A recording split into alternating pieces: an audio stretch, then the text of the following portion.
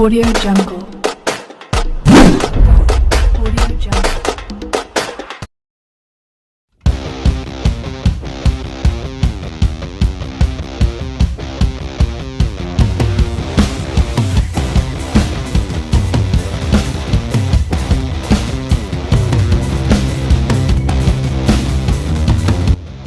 Lionel Messi pernah berada di fase terberat dalam hidupnya, di mana dia setiap hari harus menyuntikkan hormon ke dalam tubuhnya, sejak berusia 11 tahun hingga menjelang 20 tahun.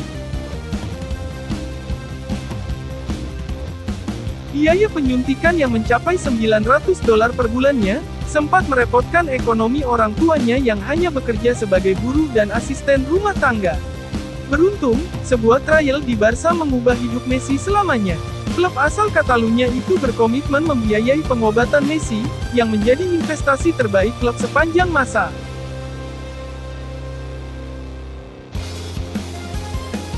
Kamis tanggal 11 Agustus Messi secara resmi diperkenalkan Paris Saint-Germain sebagai pemain baru mereka, dan akan memakai nomor punggung 30. Kepindahan pesepak bola terbaik dunia yang telah mengabdi selama 21 tahun di Barcelona ini, menyedot atensi semua penikmat bola. Pengaruh publisitas Messi memang tak terbantahkan.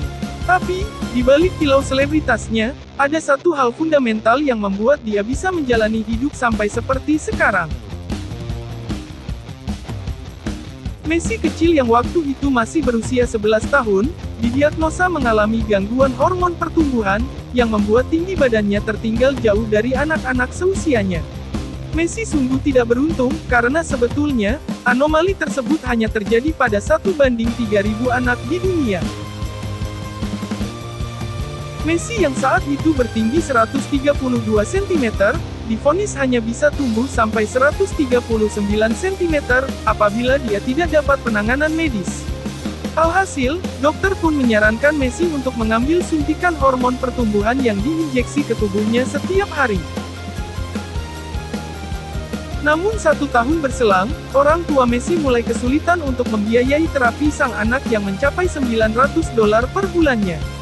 Maklum saja, ayah Messi yang kini menjadi agennya, Jorge, saat itu hanya bekerja sebagai buruh di pabrik baja, dan ibunya sebagai asisten rumah tangga paruh waktu. Klub junior tempat Messi menimba ilmu, Newell's Old Boys, memang membiayai terapi yang dijalani Messi, hanya saja, mereka tak berencana melakukan itu untuk jangka panjang. Walaupun Messi saat ini benar-benar menjanjikan dengan catatan 500 gol. Orang tua Messi akhirnya memboyong sang anak ke tempat kerabatnya di Catalunya, untuk mendorong Messi menjajal trial di La Masia, akademi kenamaan milik FC Barcelona. Saat menjalani trial, Messi mencetak 5 gol, bahkan menurut Times Online UK, hanya butuh 2 menit bagi tim scout Barca yang menontonnya saat itu, untuk meminangnya menjadi pemain junior Barca. Tak hanya itu, Barcelona juga menyanggupi pembiayaan terapi suntikan hormon pertumbuhan yang dijalani Messi. Semua itu dilakukan demi seorang anak yang dinilai bisa mengangkat peruntungan klub di masa depan.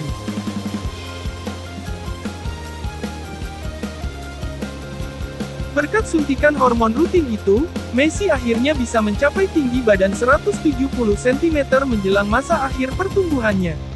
Amat mungkin, di masa awal karirnya bersama tim senior Barcelona, Messi masih menggunakan suntikan hormon tersebut.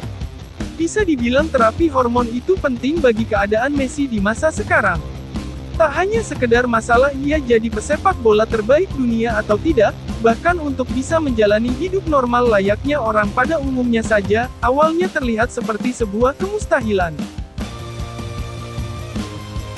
Namun, banyak yang mengkritisi sikap FIFA yang memperbolehkan terapi suntikan hormon bagi pesepak bola yang ingin menambah tinggi badan. Ini artinya, setiap pemain bebas melakukan itu tanpa substansi yang jelas. Entah kebetulan atau tidak, di awal karir Messi bermain pada tahun 2004, FIFA langsung merilis regulasi soal hal ini, di mana tertulis, kalau ada pemain yang akan menjalani terapi, wajib mempunyai catatan medis yang jelas, dan khusus untuk kondisi darurat, alias tidak ada jalan alternatif lain bagi si pemain selain terapi hormon. Yang menakjubkan adalah, terapi hormon sebagai obat baru saja ditemukan, dikembangkan, dan mulai diimplementasikan 20 tahun sebelum Messi menggunakannya pada tahun 1998. Itu artinya, andai saja Messi lahir 15 tahun lebih awal dan tidak ada dokter yang bisa mendiagnosa masalah dan kebutuhan penanganan Messi dengan tepat, mungkin saja kita tidak bisa menyaksikan sepak terjang pemain terbaik sejagat raya bernama Lionel Andres Messi.